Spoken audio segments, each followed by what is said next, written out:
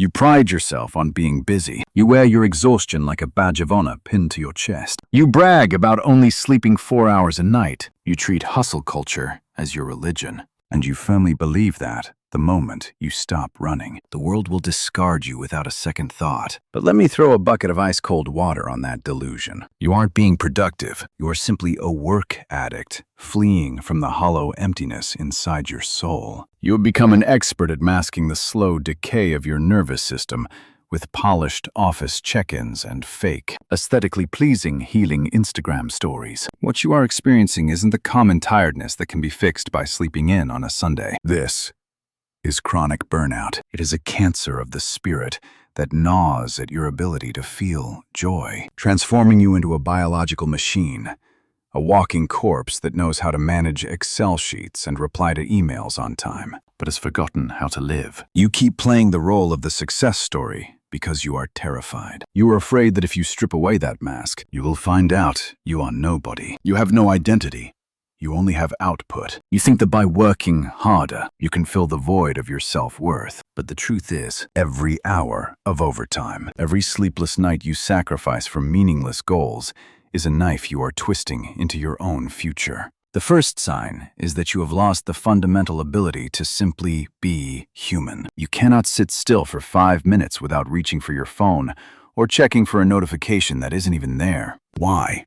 Because silence petrifies you. When there is nothing to do and no noise to drown it out, your brain begins to assault you with existential dread. It asks you the questions you've been running from. Who am I? What am I actually doing with my life? Why do I have everything I thought I wanted, and yet I still feel so empty? To escape those questions, you dive back into work like a moth to a flame. You curate endless to-do lists, not because you intend to finish them, but to create the illusion that you are in control of your destiny. In psychology, this is known as toxic productivity. You feel a sense of guilt, even self-loathing, if you waste an afternoon actually resting. Even when you go on vacation, you find a way to make it look productive through photos and philosophical captions. Your nervous system is stuck in survival mode. You are constantly pumping adrenaline and cortisol into your bloodstream just to maintain a facade of alertness. You are using busyness as a sedative, a drug to keep you from facing the fact that you are depleted to the very bone. Ask yourself, if the internet vanished tomorrow, if there was no one left to witness your hustle, would you still have a reason to do what you do? A healthy person knows how to stop and just exist. A burnt-out person doesn't, because they fear that if they stop, they will vanish into nothingness. The second sign is that you have become a biological robot experiencing a total emotional flatline. Think back. When was the last time you felt true? Peak euphoria, or cried until you couldn't breathe? If you can't remember, then congratulations. Your emotional system has been frozen shut as a defense mechanism. Good news from a colleague doesn't make you smile. Bad news from a relative doesn't move you. You react to everything with a cold, hollow, and rehearsed professionalism. You think this is maturity. You think this is the grit of a successful adult. It isn't.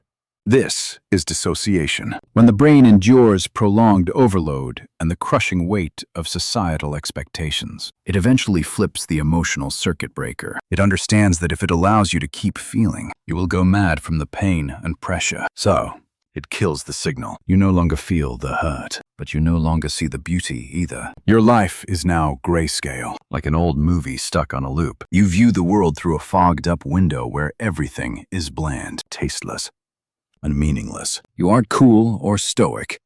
You are a battery-operated shell waiting for the power to run out. The danger of this state is that you no longer know what you want. You live according to the expectations of others because that is the path of least resistance when your heart is dead. You are missing the very flavor of life just to gain approval from people who don't even truly care about you. The third sign is a ridiculous but painful paradox. You can manage million-dollar projects, orchestrate massive marketing campaigns, and face down the most difficult clients. Yet you feel like losing your mind and breaking things because of a text from a delivery driver, a phone ringing at the wrong time, or a set of keys left in the wrong place. Why does one tiny drop of water overflow the glass so quickly? In neuroscience, this is the total exhaustion of your prefrontal cortex. This is the part of the brain responsible for emotional regulation, self-control, and making wise decisions. When you force your prefrontal cortex to work 16 hours a day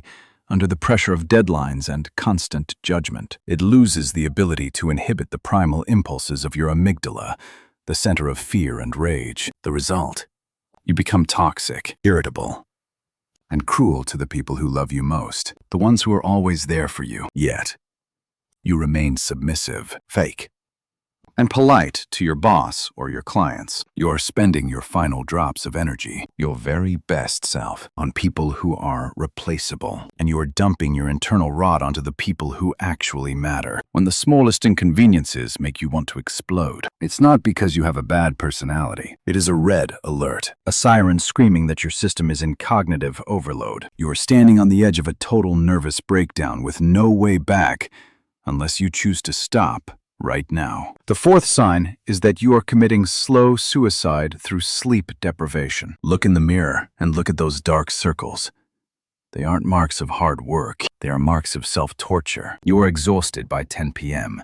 Your body is literally begging you for sleep. Yet, you pick up your phone and scroll aimlessly until 2 or 3 in the morning. You watch mindless clips of strangers' lives, not because you enjoy it, but because you are performing a psychological act called revenge bedtime procrastination. Who are you taking revenge on? You're taking revenge on your own life. During the day, you have no autonomy. You are a slave to deadlines, to parental expectations, to toxic societal standards, and the never-ending chime of Gmail notifications. The darkness of night is the only time you feel a shred of fake freedom. You would rather sacrifice your health and the mental clarity of tomorrow just to buy a few hours of immersion in a digital world. But the bitter truth is, you aren't free. You are simply moving from one form of slavery to another, the slavery of algorithms and cheap dopamine hits. You are spending the savings of your future, your health, and your longevity to buy cheap toys for your mind in the present. You are burning the candle at both ends and wondering why the darkness is closing in so fast. Every hour you spend staring at that blue light is a knife in your brain's ability to recover and your body's ability to heal. You are killing yourself one night at a time in the cold loneliness of a screen's glow. The final sign, and the most terrifying because it marks the total collapse of the will, is that you have begun to dream of disappearing. I want to be clear, this isn't necessarily a desire for suicide, but rather an intense, aching craving to erase every trace of your current existence. You dream of a scenario where you delete Facebook, delete Instagram, throw your phone into a river, and go to a place where nobody knows your name, where nobody knows how productive you used to be, and nobody knows your failures or your successes. In psychology, this is an idealized escape mechanism. Your nervous system is screaming for liberation from the identity you worked so hard to build over all these years. You suddenly realize that the successful version of yourself you present to the world is actually a prison cell you built for your own soul. You are tired of being the model Gen Z, tired of being woke, tired of healing, and tired of having to be empathetic to everyone else while you yourself are shattering into pieces. You just want to be anonymous. You want to be a grain of sand that no one notices. When you start viewing disappearing as your most beautiful dream, it means you have completely disconnected from reality. You aren't living your life anymore. You are simply enduring it like a life sentence.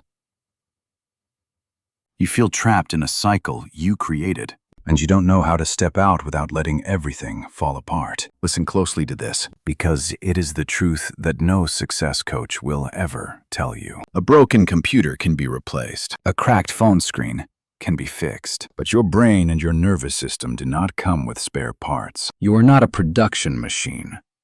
You are a human being with clear biological limits. The world will not stop if you collapse. Your company will find a replacement for you within a week, and they will post your job opening before your funeral is even over. Your followers online and your casual acquaintances will forget you within a month when a new face appears. But your family, the people who truly love you, and you yourself, will have to carry the consequences of this burnout for a lifetime. Do not let productivity, do not let some hollow title become the death sentence for your soul. You have value not because of what you produce, not because of the money in your account or the followers on your screen. You have value because of your singular, miraculous presence in this world. Stop being a sacrifice for the religion of toxic productivity. Turn off this video right now.